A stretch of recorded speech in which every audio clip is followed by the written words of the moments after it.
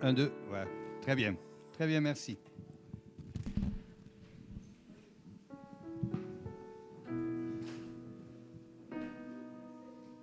Bonjour tout le monde. Alors, c'est bien d'être grand-père et grand-mère, hein?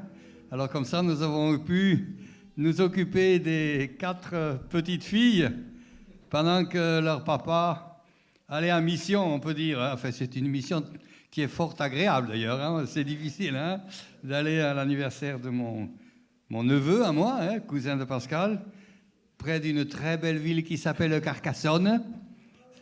C'est dans la région où j'ai grandi, n'est-ce pas? Donc voilà, c'est pour ça qu'il y a de la famille là-bas.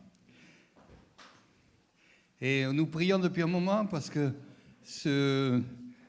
Alexandre, ce cousin de Pascal et sa femme, ils ne sont pas loin de Jésus. On aimerait qu'ils fassent le pas. Et à Carcassonne, il y a une église, il y a des bonnes églises dans la ville, dont on aurait bien aimé que... Mais voilà, hein, on est tous là à prier pour la famille. Voilà, et donc nous on est là, et avec grande joie. Maintenant, je voudrais vous amener un message. Alors, le titre est un défi. Je dois vous avouer que cette idée m'est venue. J'ai écouté une prédication de Elevation Church aux USA, et dans la prédication, le prédicateur, comme ça c'était pas le thème central de la prédication, il a dit « Dieu a un plan pour vous, mais méfiez-vous, le diable aussi ». Et ça m'a fait tilt. Je me suis dit « Tiens, il faut que je fasse une prédication sur le plan de Dieu et le plan du diable. » Et j'ai ce matin donc cette mission de vous annoncer « Méfiez-vous, parce que le diable a un plan qu'il veut faire remplacer par le plan de Dieu. » Et à la fin de ce message, mon but, c'est que vous ayez dans votre vie, maintenant vous allez partir, vous allez dire, attends, quand je pense ça, quand je fais ça, est-ce que je suis dans le plan de Dieu ou dans le plan de l'ennemi? Nous avons eu cette semaine, je pense que tous les chrétiens le savent, envoyé spécial, je les ai toujours trouvés très durs, mais là, ce coup-ci, comme ça nous touche de près et qu'on connaît un peu le sujet, ils ne sont pas seulement durs, ils sont aussi malhonnêtes. Et je pensais que France Télévisions, qui est financée quand même par mes impôts, hein, j'en paye malheureusement, enfin, ou heureusement plutôt, parce que c'est bien quand on paye des impôts. Hein. Ceux qui ne payaient pas d'impôts, vous êtes malheureux. Ceux qui payaient des impôts, vous êtes heureux. Me dit-on. Hein, voilà. Et là, nous avons vu comment le diable essaie... Cette émission est très claire. C'est un montage avec des extraits d'ici, des extraits de là. Pauvre MLK, hein, qui est passé à tabac. Mais il y a un message précis. On prend des citations, des paroles qui ont été dites pour tout transformer. Moi, j'en ai entendu une belle aussi. Et je vous dis ça parce que, en fait, nous allons voir que c'est rien de nouveau. Mais le diable fait ça. Vous avez tous entendu parler aussi de ce Charlie Kirk, n'est-ce pas, hein? Et j'ai vu ça sur France Info. Ils sont redoutables. Ils sont redoutablement contre Israël aussi, France Info. Et ils disent, ce gars-là, il prétendait que les femmes blanches étaient plus intelligentes que les femmes noires. Et ils font voir l'extrait. Et là, quand quelqu'un comprend l'anglais, on se rend compte de la grossièreté. Il a parlé de la discrimination positive qui était aux USA, un grand débat. Hein. Ça l'a été un peu, nous, du temps d'un président qui aujourd'hui passe des mauvais moments, n'est-ce pas? Mais la discrimination positive. Et lui, il a dit, la discrimination positive n'est pas bonne parce que on ne met pas quelqu'un dans un poste en fonction de son savoir-faire, de sa capacité et des qualités pour le poste, mais quand on a décidé de faire une discrimination positive, on va donner plutôt, parce que la personne est de couleur, un poste où elle est moins compétente qu'une personne blanche. Il dit pas, il dit ça. Et vous savez ce que dit France Info? Cet homme a dit que les femmes blanches sont plus intelligentes que les femmes noires. Vous voyez comment on peut tourner les choses. Alors, moi, je suis un ami des Blacks, j'allais dire. Hein. Je voulais aller en Côte d'Ivoire, là, mais j'ai été obligé de renoncer parce que les élections qui arrivent, là, se passent mal. Hein. Il y a une crise préélectorale, il y en a une. Alors, du coup, j'ai rapporté mon voyage là-bas pour la Côte d'Ivoire en février prochain. Moi, je peux vous dire que je suis admiratif de beaucoup de personnes de couleur. Et nous, les Blancs, nous n'avons rien de supérieur. Hein. Et d'ailleurs, ça, c'est quelque chose qu'il faut qu'on dise dans notre société en ce moment. Hein. La couleur ne détermine pas, mais le comportement. Vous avez des Blancs qui sont gentils et des Blancs qui sont méchants. Et vous en avez aussi dans l'autre. Tout le monde. Ça, c'est le péché qui est en nous. Alors, je voulais seulement vous dire, vous voyez, il faut faire attention parce qu'aujourd'hui, on est avec ce milieu médiatique, on a le diable qui essaie de s'infiltrer pour nous donner des mauvais concepts. Mais nous allons voir ce matin, nous allons démasquer un petit peu. Alors, comme je l'ai mis dans le titre, plan de Dieu ou plan du diable, tu dois choisir. Parce que, en fait, nous allons voir, d'après quelques textes de la Bible, que on peut se faire avoir, mais on peut aussi voir ce qui est juste. Alors, j'ai fait une petite intro, donc, avec la deuxième diapo, une parole qui parle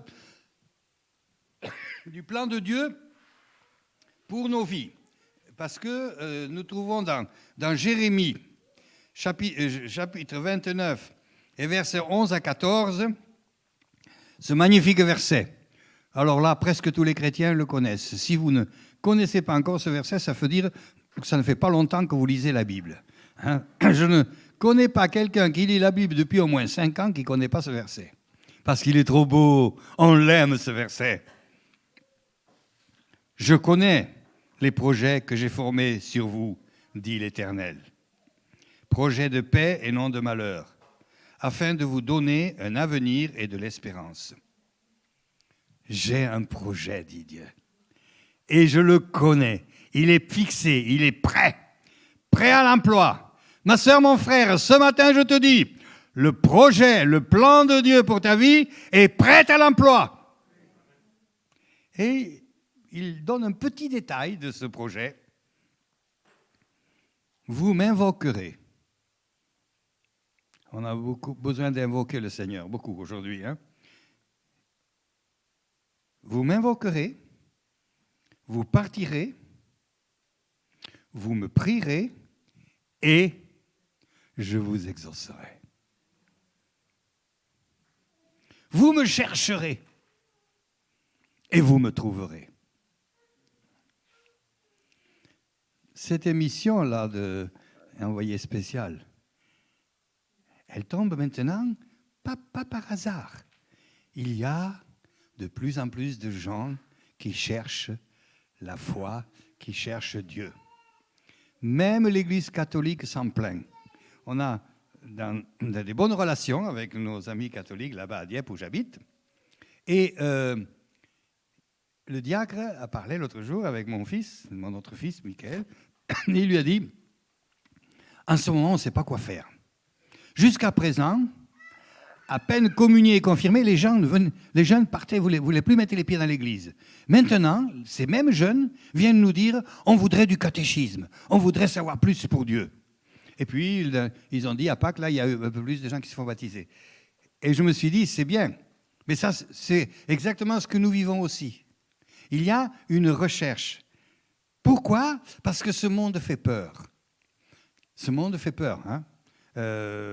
Là, maintenant, on ne sait pas ce que la Russie nous prépare. Hein. Certains exégètes, je n'ai pas encore étudié le chose à fond, certains exégètes parlent de Gog et Magog, dont il est question dans l'Ancien Testament. Et la guerre de Gog et Magog, qui est un grand conflit on ne sait pas s'il était venu ou s'il allait venir. Je ne peux pas vous dire, je n'ai pas assez étudié le sujet. Mais on en parlait quand j'étais à l'école biblique, mais ça fait 40 ans, l'école biblique, depuis ça, beaucoup de choses ont changé. Et on sent que ça ne va pas aller mieux. Mais Dieu dit ici, il le dit dans un contexte où il est nécessaire de dire au peuple, j'ai un projet pour vous. C'est un projet de bonheur. Vous me chercherez, je vous exaucerai. Et nous avons de plus en plus de témoignages de gens qui ont découvert la paix, le bonheur, la joie en vivant avec Jésus. Alors je sais, nous avons encore vu, un envoyé spécial veut dire « Oh, c'est parce que vous êtes un peu bébête, parce que vous êtes des pauvres gens qui avaient besoin d'un soutien. » Mais ça, on le laisse. Ça, c'est le plan du diable pour nous détourner. Voilà, donc, ça, c'est le premier. Le plan de Dieu, c'est « Je veux vous donner un avenir, je veux vous donner l'espérance, je veux vous exaucer et je veux que vous me trouviez. » Puis maintenant, on arrive à la diapo 3. Et là, il y a 2 versets que je voudrais donner. 1 Pierre 5. Voici le projet du diable. Soyez sobres, veillez, dit l'apôtre. Votre adversaire, le diable, rôde comme lion rugissant, cherchant qui il dévorera. Ma sœur, mon frère, je sais que ça passe, c'est pas très universitaire de parler comme ça, n'est-ce pas? C'est pas digne de quelqu'un qui va à la Sorbonne de dire « Oh, le diable qui rôde autour de moi ». Non, mais on se croit au Moyen-Âge. Eh bien, la parole de Dieu vous le dit. Et si dans la théorie on pourrait en douter, dans la pratique nous le voyons. Le diable rôde. Il cherche quoi, le diable? Eh bien, il rôde, il cherche à dévorer. Et dans Jean 10, 10, il y a encore un autre renseignement sur ce que le diable voudrait faire de nous. Le voleur ne vient que pour dérober, égorger et détruire. Vous n'entendez pas ça aux informations?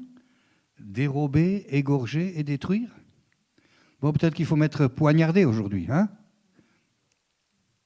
En fait, le plan du diable, c'est de faire du mal. Il rôde. Ma sœur, mon frère, franchement, quand j'ai reçu ce flash, je me suis dit, Dieu veut avertir le peuple de Dieu. Faites attention, pas pour vivre dans la crainte, mais pour faire attention de ne pas vous faire avoir. Et maintenant, nous arrivons donc à le centre de mon message. Tout ce que je viens de vous dire là, c'était des préparations. J'ai pris 3 exemples dans la Bible où on voit se confronter le plan de Dieu et le plan du diable dans la pratique. Alors évidemment, le premier, c'est au Jardin d'Éden. Le deuxième, c'est dans le livre des Nombres, au moment de rentrer dans la terre promise, quand les espions sont envoyés par Moïse pour voir comment il fallait s'y prendre pour prendre la terre promise. Et le troisième, c'est cette fameuse tentation de Jésus au début de son ministère, où le diable a essayé de faire capoter le plan du salut de Dieu. Voilà. Donc ça, c'est les 3 choses que nous allons survoler, parce que, en fait, moi, dans mon ministère, dans le passé, vous savez, maintenant, je suis un vieux. Pendant longtemps, je rigolais, je disais, voilà. Eh bien, j'ai fait déjà un message entier sur le Genèse 16 à 17. J'ai déjà fait un message entier sur Nombre 13, 25 et suivants. Et j'ai déjà fait plusieurs messages sur la tentation de Jésus. Alors, je vais vous épargner 3 prédications, sans quoi, si vous n'avez pas bien réglé votre rôti dans le four, si le programmateur fait faillite, vous allez manger du charbon. Voilà. Non, mais je vais relever seulement, dans ces 3 exemples, comment Dieu nous dit son plan, comment le diable veut faire capoter le plan de Dieu. Parce que ça, c'est la vraie vie, c'est ça. Mais on ne se rend pas toujours compte. Et c'est là, justement, le grand souci. Et je vois dans l'Église beaucoup de chrétiens ne se rendent pas compte. Ils ne se rendent pas compte, les chrétiens, qui il devrait agir autrement, qu'il devrait penser autrement, qu'il devrait vivre autrement, qu'il devrait avoir une autre relation avec Dieu, mais voilà, il se laisse influencer parce que parfois, d'ailleurs c'est ce que nous dit l'Épître aux Éphésiens, le diable vient avec de la ruse. Et c'est ce qui s'est passé avec cette émission. Il l'a expliqué dimanche dernier. Il a d'ailleurs prêché là-dessus parce que le pauvre Ivan, il a vu venir tout d'un coup ce que mais on lui avait dit, vous savez, on aimerait faire une émission pour mieux faire connaître. Et puis il dit, oui, non, mais vous savez, moi, d'abord, envoyé spécial, on sait que vous n'êtes quand même pas toujours tendre. Et puis on a déjà eu les médias avec la porte ouverte de Mulhouse, on sait qu'ils savent tout détranquer. Non, c'est pas du tout ça. On voudrait justement mettre en relève tout ce que vous vivez, qui est positif, etc. Il y a toute une lettre, je l'ai vu ça sur Internet, quelqu'un qui l'a reçu, qui a refusé, mais qui a fait voir la lettre. Tout, ça paraissait gentil.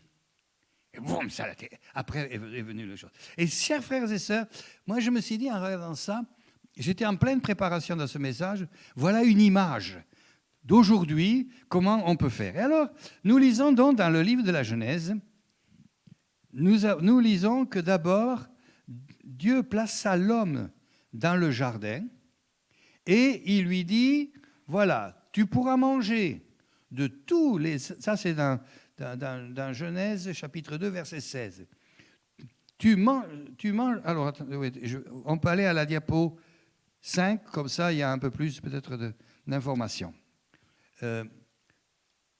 Tu pourras manger de tous les arbres du jardin, mais tu ne mangeras pas de l'arbre de la connaissance du bien et du mal, car le jour où tu en mangeras, tu mourras certainement.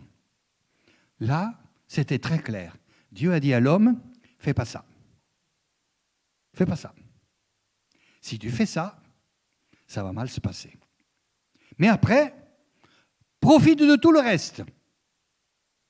Voilà. Et donc l'homme est installé, et apparemment, ça a marché, parce que nous lisons au chapitre 3, le serpent, qui était le plus rusé de tous les animaux des champs, que l'Éternel Dieu avait fait, dit à la femme, Dieu a-t-il réellement dit? Alors, en fait, et puis elle répond, oui, il a dit, vous ne mangerez pas de tous les arbres du jardin. Or, on voit que là, Adam avait bien transmis l'information, parce que quand Dieu a dit ça à l'homme, au chapitre 2, elle n'existait pas encore, à Ève. Hein? Donc, elle a été créée après quoi? Hein? Parce que l'Éternel dit, il n'est pas bon pour l'homme qu'il soit seul. Hein? Et puis c'est vrai, hein, ça fait 46 ans que je le vis. Que ferais-je sans une épouse? Allez, je vais vous dire un secret, qui parfois m'énerve. Ouh là là, hein, la pauvre. C'est vrai. D'ailleurs, je dis souvent, hein, 46 ans, elle a du courage parce que moi, je n'aurais pas supporté. Bon, enfin, bref. Revenons au vrai sujet. Et donc, la femme dit oui, Dieu, il a dit comme ça. Et donc, l'homme, il vivait heureux dans le paradis en faisant comme Dieu avait dit. Et voilà comment le plan du diable rentre dans la vie d'Adam et Ève. Et le serpent dit, non mais, vous savez, non, c'est pas comme ça. C'est pas comme ça. Dieu sait que le jour où vous allez connaître la différence du bien et du mal, vous allez être aussi fort que lui, comme lui. Entre nous soit dit, tout savoir n'est pas forcément bon pour l'histoire de l'humanité, on le voit ici. Hein.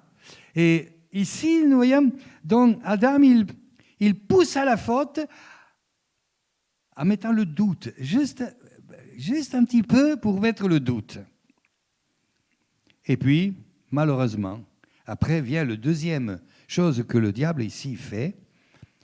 Nous lisons ça au chapitre 3, verset 6. La femme vit que l'arbre était bon à manger et agréable à la vue et qu'il était précieux pour ouvrir l'intelligence. Là, nous voyons quand le texte dit « La femme vit que l'arbre était bon à manger ». Comment elle sait qu'il est bon à manger?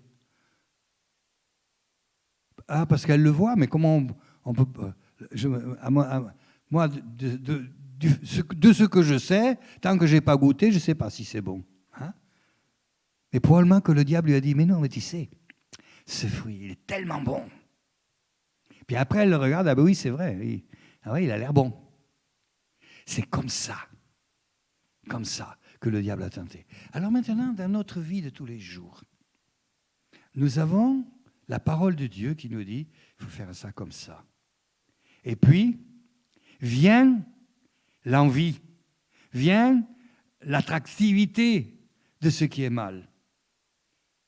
C'est comme cela que le plan de Dieu vient. C'est pour cela que je vous ai dit dans mon message, si vous oubliez la plupart des choses que je vous ai dit, même si j'essaie d'être un petit peu incisif, n'est-ce pas, pensez à ça. Quand je suis dans des situations, si je fais ça, est-ce que je suis dans le plan de Dieu? Si je fais ça, est-ce que je suis dans le mauvais plan?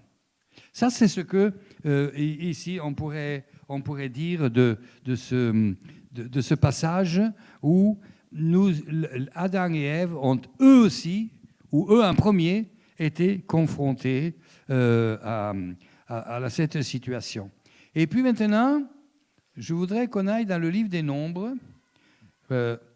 Alors, je vais vous raconter l'histoire. On ne va pas le lire, je vais vous raconter. Le peuple de Dieu se trouve devant la terre promise. Dieu a délivré de l'esclavage d'Égypte, où ils ont beaucoup souffert. Il les a conduits, il y a tout un tas de péripéties. Hein, ceux qui lisaient la Bible depuis longtemps, vous le savez. Et puis, ils arrivent maintenant devant l'entrée du pays où coule le lait et le miel, où ils vont être très heureux.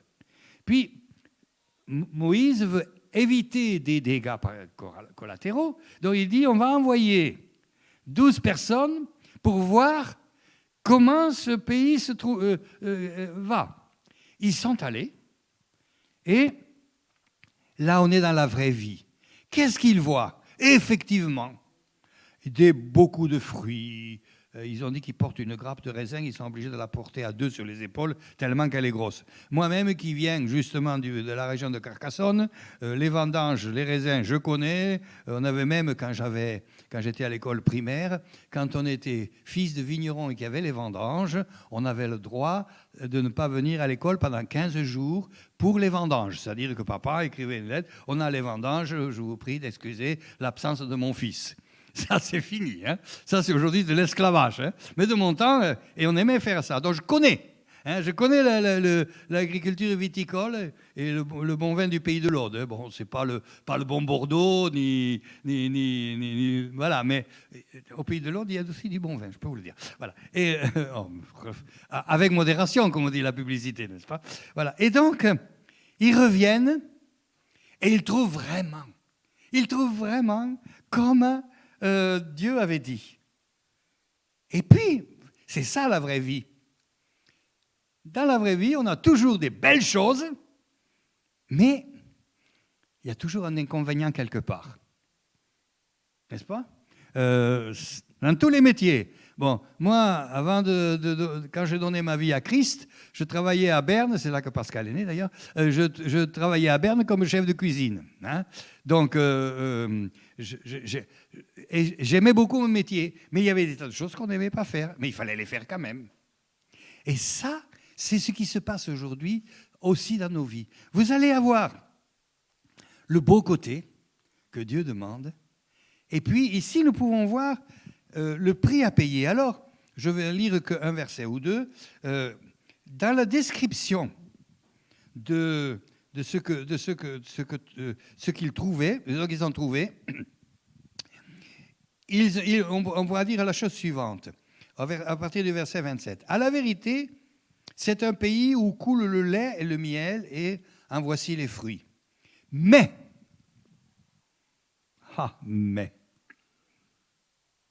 j'aime ce que je fais, mais, j'aime bien telle personne, mais, j'aime bien ma femme, mais, j'aime bien mon mari, mais, ce mais, on le rencontre à longueur de journée. Le peuple qui habite ce pays est puissant, les villes sont fortifiées, très grandes, et nous y avons vu des enfants d'Anak. Il y a les Amalékites qui habitent la contrée, les Hétiens, les Jébusiens, les Araméens, et tous ces gens-là qui habitent là-bas. Et on commence à dire, oh là là là là, on ne voit plus que ce qui est dangereux. On ne voit plus que les inconvénients. Ma soeur, mon frère, dans ta vie de tous les jours, lorsque tu remarques, lorsque tu commences à voir beaucoup d'inconvénients, sois vigilant. C'est peut-être parce qu'il y a un plan de Dieu qui se prépare et un plan du diable qui veut t'en empêcher. Parce que nous lisons ici ce qui s'est passé. Caleb, nous savons que c'est les 12 espions, il y en a 2, Caleb et Josué, qui sont rentrés positifs et l'autre négatifs. Ça fait beaucoup quand même. Le pauvre Moïse, il avait une drôle d'équipe là. 12 espions, sur 12, il y en a 10 qui sont négatifs. Et 2 seulement. Et là, il nous est dit au verset 30, Caleb fit taire le peuple qui murmurait contre Moïse. Et il dit, montons, emparons-nous du pays et nous y serons vainqueurs. Et voilà. Voilà le mais. Ce que Dieu va donner est magnifique, mais il faut du courage. Mais il faut un effort. Mais il faut un risque. Chers frères et sœurs, avec cet exemple, nous avons une image claire pour nous aujourd'hui. Moi, je vous dis ce que j'ai dit au début, le plan de Dieu, c'est des projets de bonheur et non de malheur, de bénédiction, de guérison, tout ce que vous voudrez. Alors, par exemple, dans l'Église, Jésus a mandaté les disciples en disant « Allez, prêchez l'Évangile, guérissez les démons, guérissez les malades et chassez les démons. » Le problème, c'est vrai aujourd'hui, on n'a pas beaucoup de guérisons. Comme il y a eu dans les temps anciens, dans la première Église, comme il y a eu dans les débuts de l'Église apostolique. Hein. Vous savez que, imagine, c'est... Moi, je peux vous dire, le pasteur qui m'a formé dans le ministère à Berne, hein, il est né au milieu de ce réveil du pays de Galles. Il m'a raconté des histoires extraordinaires. C'est ce que Dieu faisait. Un simple truc, ils avaient des nuits de prière. Alors là, et puis, ils priaient, et puis ils allaient travailler, puis ils priaient, puis ils allaient travailler. Et beaucoup n'étaient pas... Oh, merci beaucoup, c'est gentil.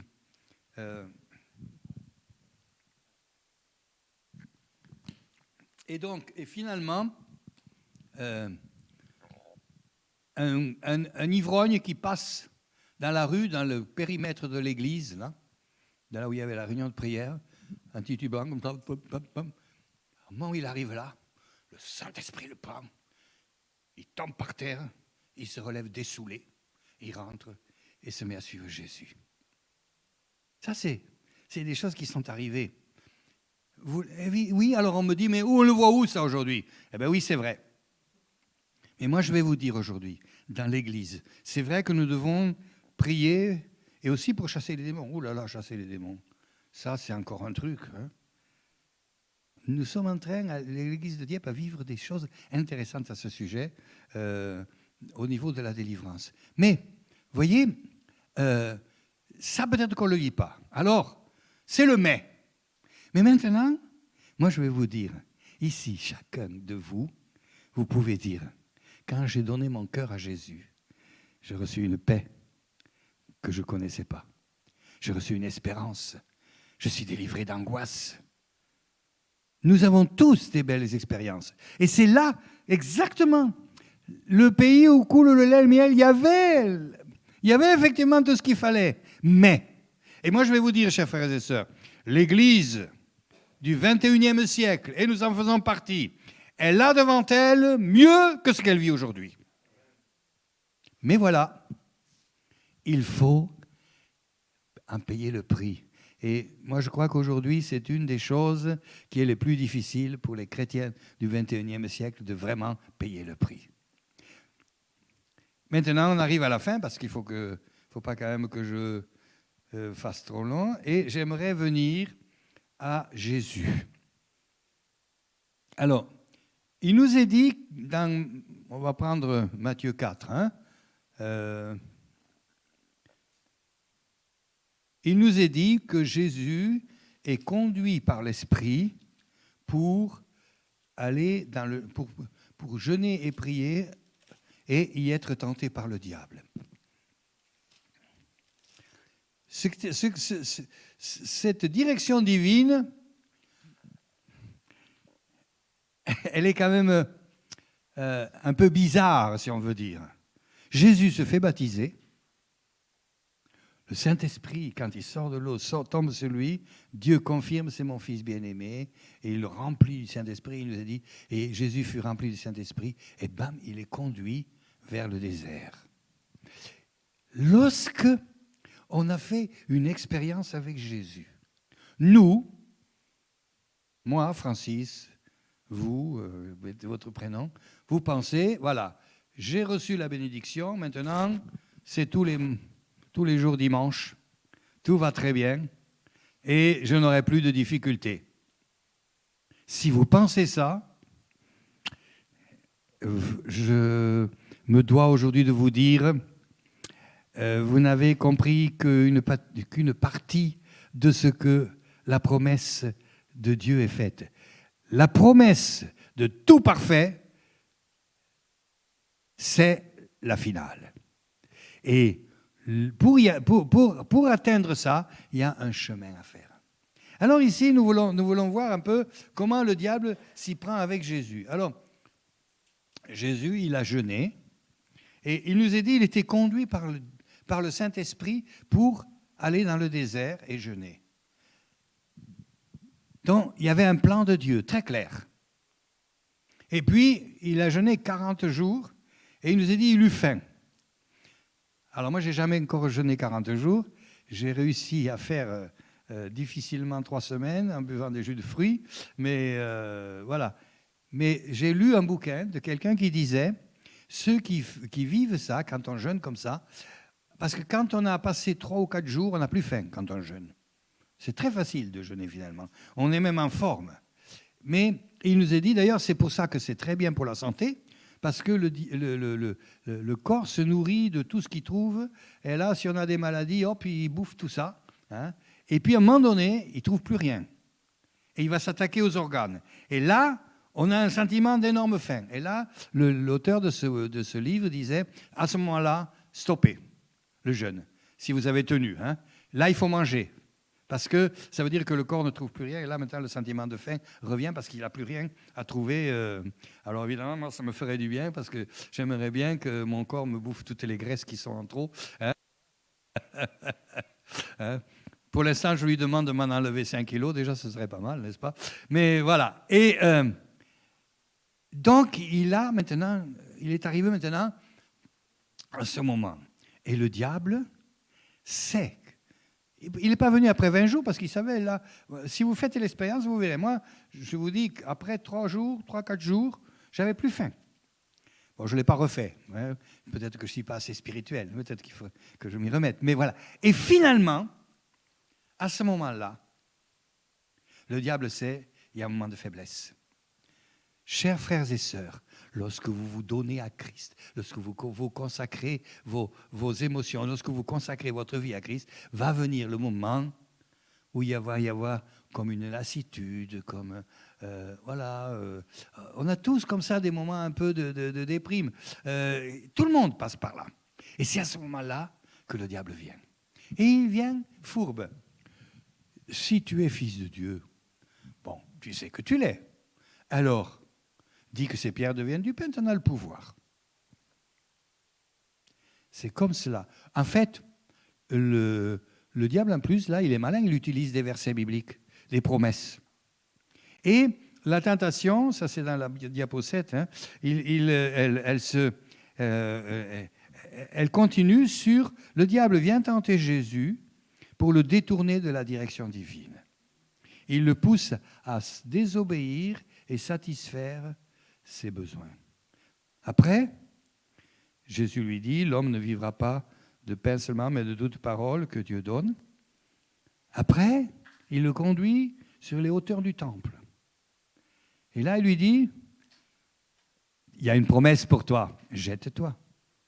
Mais Jésus a compris. Jésus, quand il répond au diable, il sait ce que le diable voulait. Le diable ne voulait pas comme ça qu'il fasse son show. Il est écrit, et Jésus lui dit, tu ne tenteras pas le Seigneur mon Dieu. Voilà ce que le diable essaie de nous faire faire à nous tous les jours. On a une parole de Dieu, on a une Bible qui nous dit ce qu'il faut faire, et on a le diable qui essaie de nous faire faire quelque chose. Et là, entre autres, c'est tu ne tenteras pas le Seigneur mon Dieu. Et après, là, je ne comprends pas que le diable ait cru, osé croire qu'il y arriverait. Là, il arrive, la dernière tentation, il lui fait voir tous les royaumes. Money. Combien de chrétiens pour de l'argent? Combien de chrétiens pour de l'argent? Et là, en plus, ça va plus loin parce que c'était tout le salut de l'humanité qui était remis en cause. Imaginez-vous si Jésus avait adoré Satan. Satan, il en rêve de ça. Nous lisons dans l'épître, dans le livre d'Ézéchiel que c'est pour ça que Dieu l'a mis dehors du ciel. Alors qu'il était quelque part, Lucifer, c'était le personnage le plus agréable à rencontrer quand on était dans le ciel. Mais il a voulu prendre la place de Dieu. Là encore, on revient toujours à ça. Et finalement, ce qu'on peut nous voir pour nous aujourd'hui, le diable va essayer de faire que des choses pour de l'argent, que des choses qui n'est pas le plan de Dieu pour votre vie, vous le ratiez. Et puis évidemment, Jésus a répondu, tu n'adoreras Dieu seul. Dans la loi de Moïse, tu n'auras pas d'idole. Alors nous, on a aussi des idoles. Je me rappelle, on revenait d'une pastorale avec Pascal, et puis il y a eu un problème de RER, et lui, il était pressé de rentrer parce qu'il y avait un match de foot. Vous savez tous que Marseille, son petit frère, c'est Paris, alors qu'à Marseille et Paris jouaient ensemble dans la maison, je peux vous dire que c'était marrant, quand ils étaient ados. Et il me dit, oui, mais je vais arriver un quart d'heure, 20 minutes en retard, et tout ça. Je lui dis, mais Pascal, c'est pas grave, tu prendras en route, et puis voilà. Et puis il me dit, oui, mais il y a aussi les hymnes nationaux. J'ai dit, ah ben voilà. L'idolâtre, il veut en plus les cantiques du diable. Alors, après, je l'ai taquiné avec ça, qui voulait aussi les cantiques, pas seulement les idoles. Bon, on a rigolé un peu. Il n'y a pas de mal à aller voir un match de foot, vous avez bien compris. Et donc, ça, c'est un petit peu une anecdote qui peut nous servir d'image. C'est que, finalement, lorsque j'ai quelque chose qui est de plus précieux dans ma vie que Jésus, je dois me poser la question. Maintenant, je vais vous dire, il y a bien des choses que peut-être dans l'Église, on a diabolisées qui ne le sont pas. Ça, je veux aussi rectifier le tir, parce qu'il ne faut pas devenir mystique non plus. Voilà. Mais, en fait, ici, ce que nous voyons, le plan du diable, c'est de faire à Jésus autre chose que ce que Dieu avait prévu pour lui. Et en utilisant, il avait faim, il y avait la frime, sorte du temple, et après, en plus, la richesse. Voyez, chers frères et sœurs, le plan de Dieu, c'est de nous conduire vers le pays où coule le lait et le miel. Le plan du diable, c'est de nous faire des bêtises en route pour que nous rations cela. Donc, chers frères et sœurs, je vais terminer maintenant ici mon message en nous disant, veillons, comme le dit Jésus, veillons et prions, parce que Dieu a un plan, aussi pour l'Église. Vous savez, nous croyons que l'Église va vivre un grand réveil sur toute la terre. Ça commence déjà. Ça commence un peu partout dans le monde. Nous, les Français, on est un peu à la traîne. Ici, vous êtes à la traîne. Je m'excuse, là, je me permets, boum, vous êtes à la traîne. Il faut se ressaisir, il faut redécouvrir ce que Dieu veut. Il faut vraiment ouvrir son cœur, demander plus d'onction. Qui veut plus d'onction ici?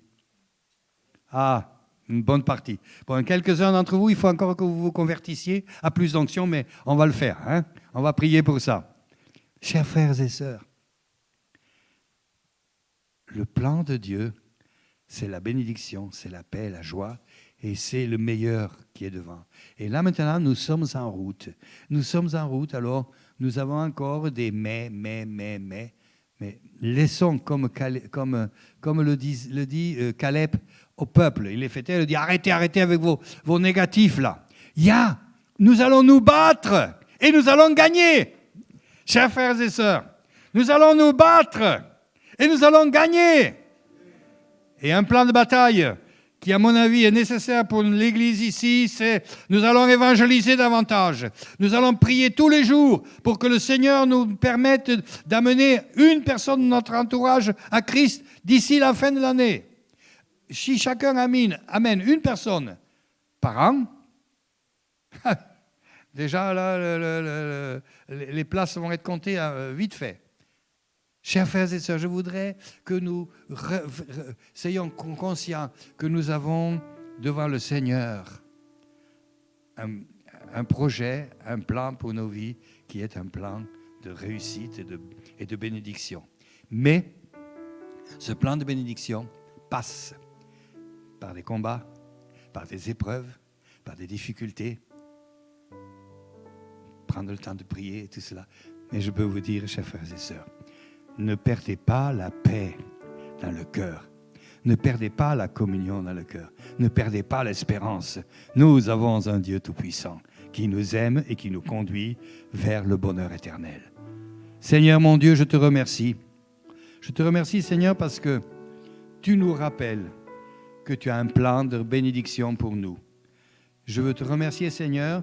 Je voudrais bénir chacune de mes sœurs et chacun de mes frères ici présents, en disant au nom de Jésus que le plan du Seigneur dans leur vie se révèle. Seigneur, ouvre leurs yeux.